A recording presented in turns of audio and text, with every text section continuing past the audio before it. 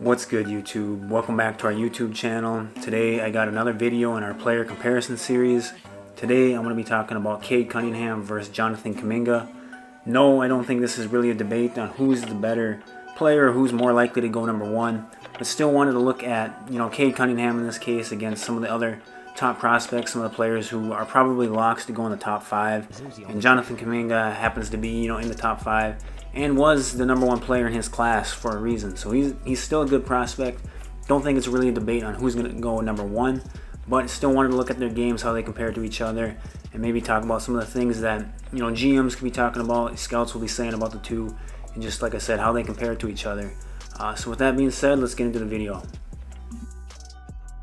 So looking at the offensive side of the ball first, I'll talk about Jonathan Kuminga because I've talked about Cade Cunningham first in all my other videos, but Kuminga to me is an intriguing prospect. I'm not as high on him as a lot of other players are. What really makes him, a top player in this draft class though is his physical skill set or ability. He's one of the most physically gifted players in this year's draft class. He's 6'8". He's got, probably about a 40-inch vertical. He's got the long arms. He's got everything you want out of a prospect.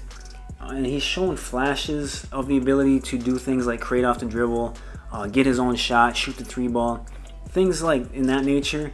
He's just never really been able to fully put it together. He's still young, so he's got time. And he was the number 1 player in his class for a reason, so the skill set is there. Just every time I've watched him, I've kind of been disappointed with his offensive game just because he tends to settle for jump shots. He isn't the most consistent jump shooter, and so when those aren't falling, then he's kind of, not that special a prospect offensively. Now when he's getting downhill, getting to the hoop, using that athleticism, using the size that he has, that's when he's a top prospect. And I think if he can focus on that early in his career and not, worry too much about settling for, bad jump shots in the mid-range area, then I think, his offensive game will eventually come around and he can probably reach his full potential offensively.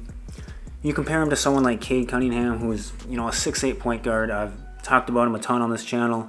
I think he's the most well-rounded offensive prospect in this class. He can pass the ball. He's got crazy vision. He can score at all 3 levels. He can get to the hoop. He's not afraid to post up smaller guards, which I love. I love when, bigger guards exploit that mismatch. He knows how to use the pick and roll. He can get into the mid-range area. And he, answered the one question about him going into college, which was, could he shoot the 3-ball? And he shot that at 40%. And so I think when you compare the two offensively, Cade is just much more polished at this point. He's much more well-rounded, and I think he can do a lot more for a team offensively. And so I think you got to give it to Cade. I don't think it's really a question, but I guess Kuminga does have some potential on that end of the floor. I don't think he's a lost cause there. Now, looking at the defensive end of the floor, this is maybe where, someone like Jonathan Kuminga could have an advantage over someone like Cade Cunningham. I just don't know how much that's valued in today's NBA, especially, when I think Cade Cunningham can be, a really good defender if he wanted to. But like I said, Jonathan Kuminga is one of the most, if not the most physically gifted player in this draft class. He's 6'8", he's built solid. He's got the long wingspan, he's got the vertical, he's got the athleticism to really guard, 1 through 4, if not 1 through 5 in today's NBA when teams go small. And so I would really like to see him dedicate himself early in his NBA career to this end of the floor because I think he could be really, really good. And I think that's where he could really earn his minutes early in his career and you just let the offense come to him. Do I think that's going to happen? I'm not sure. Just because when you're, picked that high, you're expected to produce, on the offense end of the floor as well. And so I think Jonathan has a higher potential on that end of the floor than someone like Cade Cunningham. But Cade also is a 6'8" point guard who, can switch, 1 through 4, 1 through 5 also.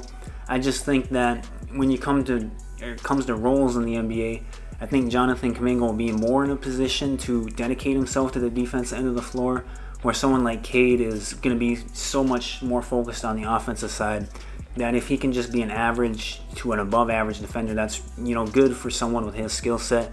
But I think if he did, dedicate himself to that end of the floor, he could be one of the better defenders in the league too.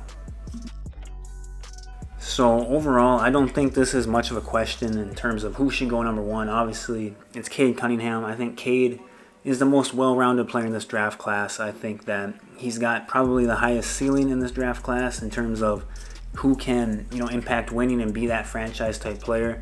And so I don't really think it's a question. I'm not as high on someone like Jonathan Kuminga as a lot of other players or scouts are.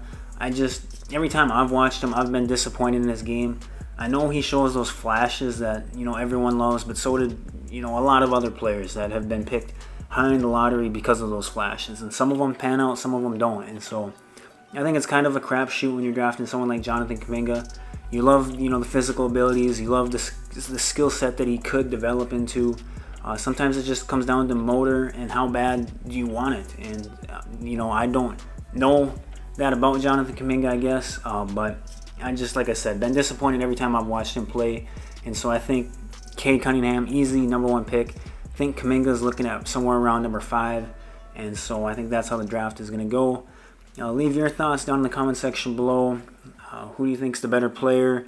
Do you think it's even a conversation? Because at one point, Jonathan Kuminga was ranked #1 in his class. So yeah, I guess that could have been a conversation at one point in time. But it's not now. And so, like I said, leave those thoughts down in the comment section below. Make sure to hit the like and subscribe button, and I'll talk to you guys later.